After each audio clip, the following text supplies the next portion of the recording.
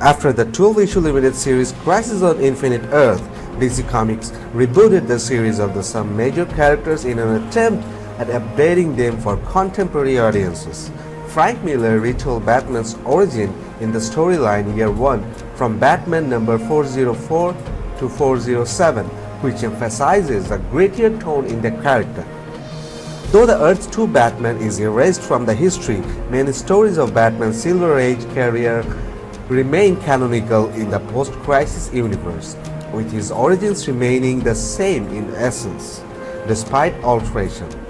Gotham's police are mostly corrupt, setting up further need for Batman's existence, while Dick Grayson's past remains much the same. The history of Jason Todd, the second Robin, is altered, turning the boy into the orphan of some pretty crook who tries to steal the tires from Batmobile. Also removed is the Guardian Philip Wayne, leaving young Bruce to be raised by Alfred. Additionally, Batman is no longer a founding member of Justice League of America, although he becomes a leader for a short time of a new incarnation of the team launched in 1987. To help fill in the revised backstory for Batman following Crisis, DC launched a new Batman title called Legends of the Dark Knight in 1989 and has published various miniseries and one-shot stories since then that largely take place during the Year 1 period. Various stories from Jeff Loeb and Matt Wagner also based upon this era. Many of the major Batman storylines since the 1990s have been intertitle crossovers that runs for a number of issues.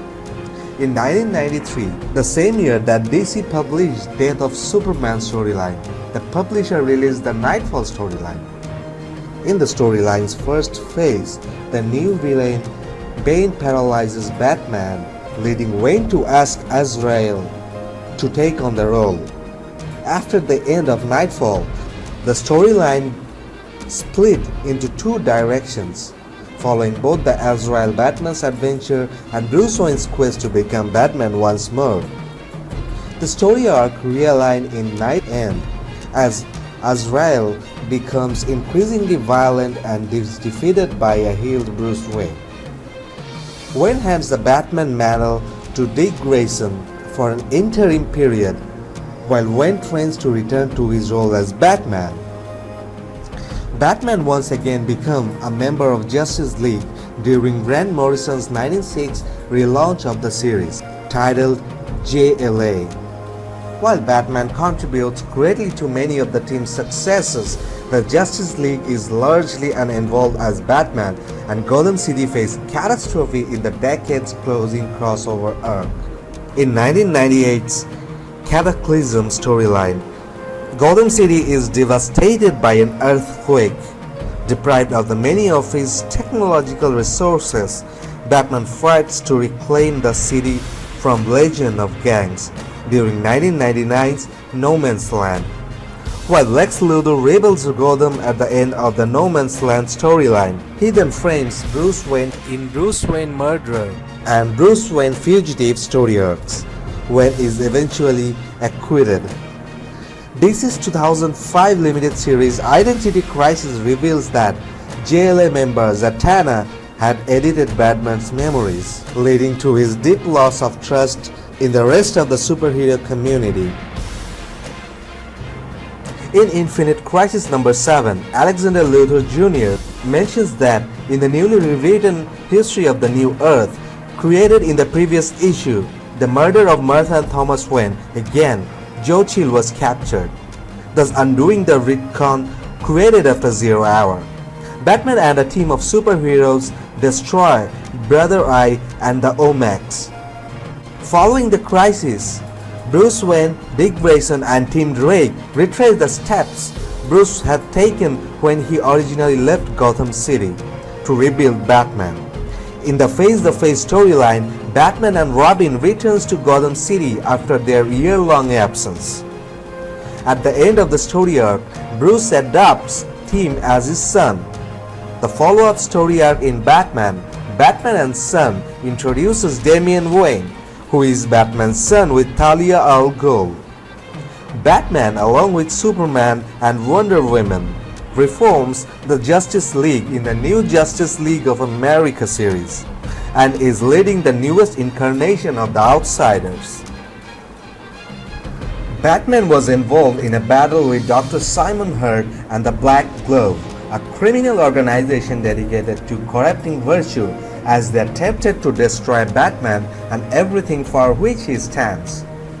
Using a mixture of physical and psychological attacks, the Black Glove tests Batman's resolve, forcing him to temporarily adopt the crazed persona of the Batman of Zor-En-Arc.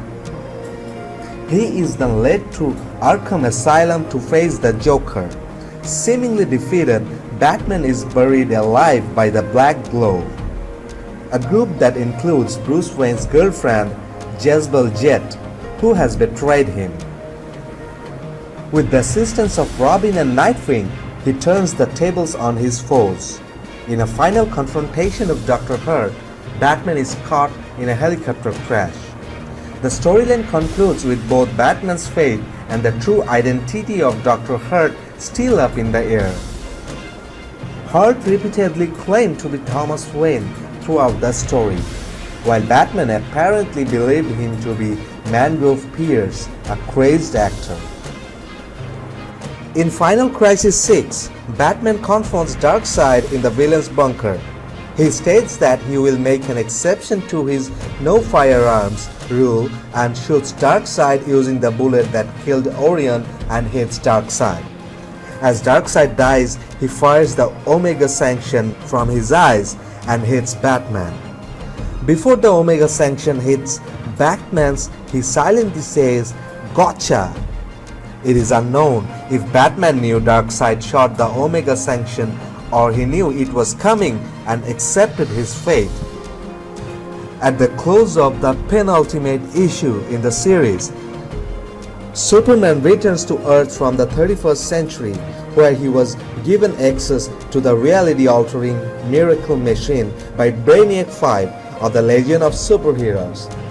In a fit of desperate rage, Superman attacked Darkseid's bunker, finding Batman's charred corpse within. The Dark Knight is seemingly dead.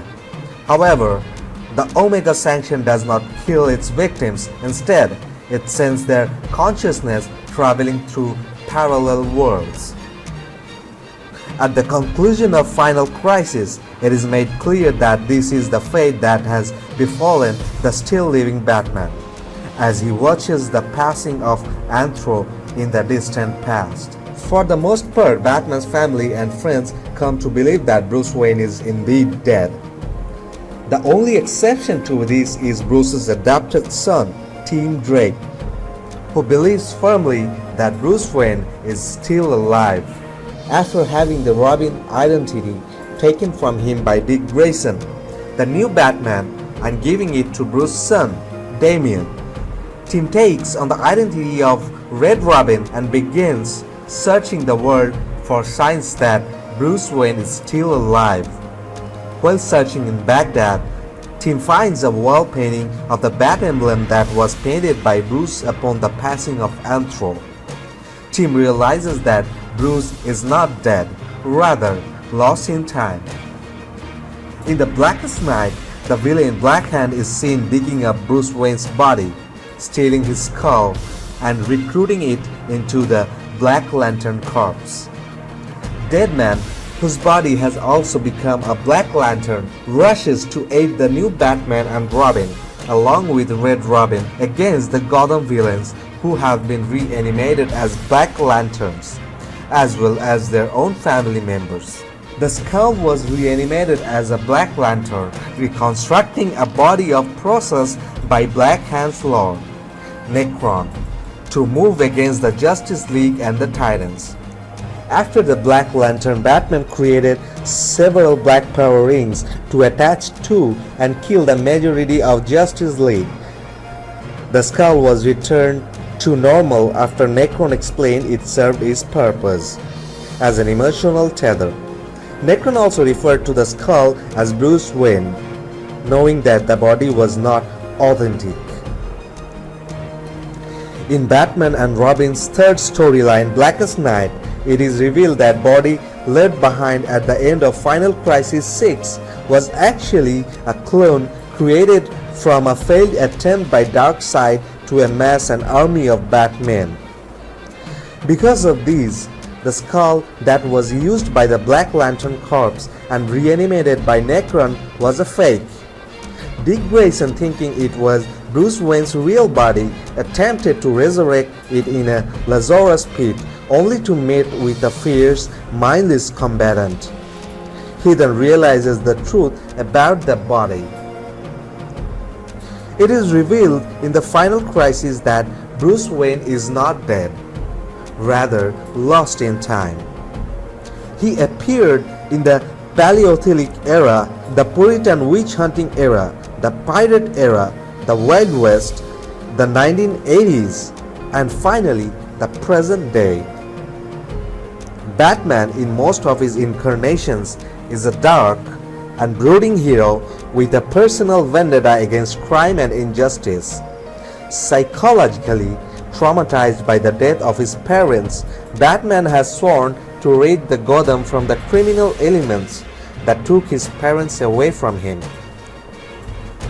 He is extremely pessimistic and suspicious, which often makes it difficult for him to trust people other than Alfred, Commissioner Gordon, Lucius Fox, the Robins, or the Batgirls. Despite this, Batman has proved to have a great love for humanity, which was instilled by his parents. His father was a doctor, while his mother was a crusader against child abuse. Indeed, Batman's oath of vengeance is tempered with the greater ideal of justice.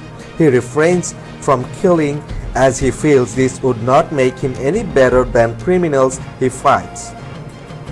He is also a very prominent member of the Justice League and the founder of the Outsiders.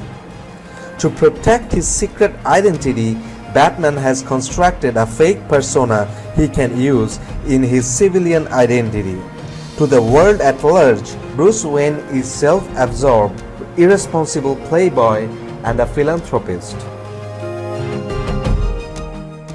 Thanks for staying with me since the beginning. If you have anything to ask, just drop it in the comment section. I'll be ready to reply you. Don't forget to subscribe the channel to help me to grow the channel. And if you do so, then please share and give it a thumbs up.